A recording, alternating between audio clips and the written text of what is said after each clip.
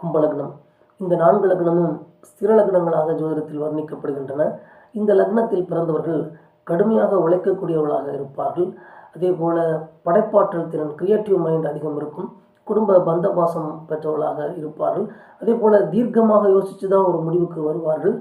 தனிமையை அதிகம் விரும்புவார்கள்.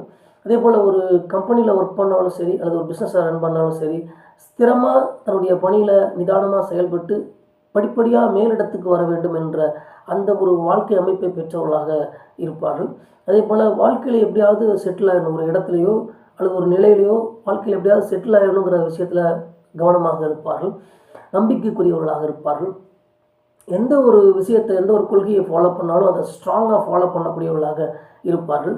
அதே போல் சிறலக்னத்தை லக்னமாக கொண்டு பிறந்தவர்கள் வாழ்க்கையில் படிப்படியாக சென்று போராட்டத்தில் வெற்றி அடைவார்கள். ஒரு முடிவெடுத்து விட்டால் அவ்வளோ சீக்கிரத்தில் மாற்றிக்கொள்ள